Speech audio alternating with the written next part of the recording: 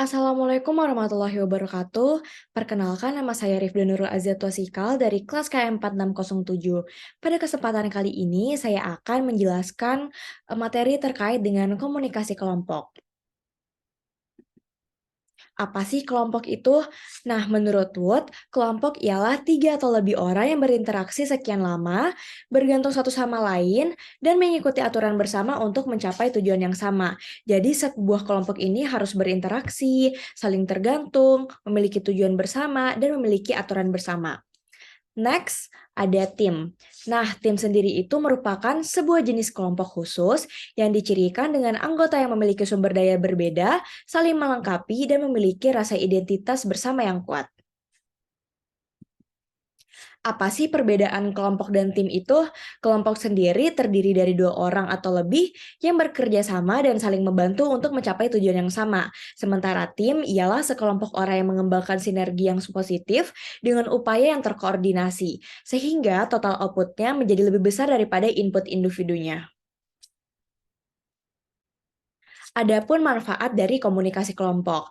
Yang pertama ialah bisa saling bertukar informasi, menambah pengetahuan, memperteguh atau mengubah sikap dan perilaku, mengembangkan kesehatan mental dan juga meningkatkan kesadaran kelompok.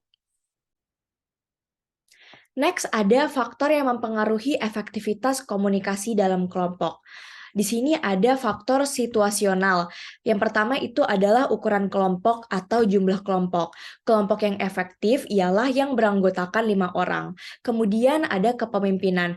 Nah, kepemimpinan ini juga mempengaruhi efektivitas dalam komunikasi kelompok. Karena pemimpin yang baik tentu saja akan berkomunikasi secara positif, serta dapat mempengaruhi kelompok untuk bergerak lebih maju. Yang terakhir ada kelompok. Nah, kohesi dalam kelompok ini juga memiliki kekuatan untuk saling mendorong anggota kelompok untuk tetap tinggal di dalam kelompok. Jadi tidak saling meninggalkan satu sama lain dalam kelompok. Kemudian ada faktor personal. Yang pertama ada kebutuhan personal anggota kelompok dan kemudian ada peranan anggota kelompok. Nah, peranan anggota kelompok ini akan kita bahas di slide selanjutnya. Ukuran dalam kelompok.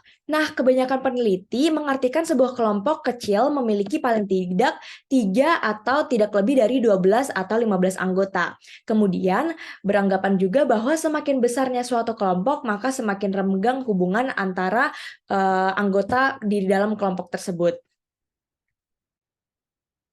Kemudian ada kepemimpinan kelompok. Nah, kepemimpinan kelompok ini ngapain aja sih? Yaitu menjaga kesatuan kelompok dan juga mendorong produktivitas kelompok. Nah, kepemimpinan sendiri ini memiliki tiga jenis, yaitu otoriter, demokratis, dan laissez-faire.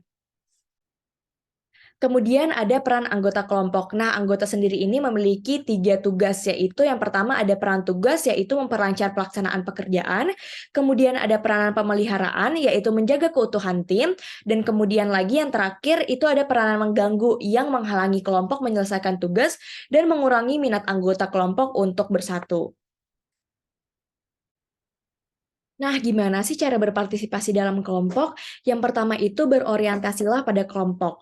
Fokus pada tujuan kelompok bukan individu, namun tanpa kehilangan nilai-nilai individu. Pusatkan konflik pada masalahnya, bersikaplah tanpa prasangka secara kritis, dan kemudian pastikan pemahaman.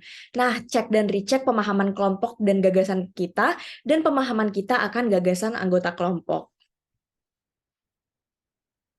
Kemudian kita akan membahas tentang groupthink. Apa sih groupthink itu? Nah, groupthink itu merupakan proses pengambilan keputusan yang terjadi pada kelompok yang sangat kohesif, di mana anggota berusaha mempertahankan konsensus kelompok sehingga kemampuan kritisnya menjadi tidak efektif lagi. Jadi, groupthink ini ialah suatu kelompok yang keputusannya sangat berpengaruh besar kepada mayoritas kelompok tersebut. Belum tentu mayoritas tersebut menyuarakan.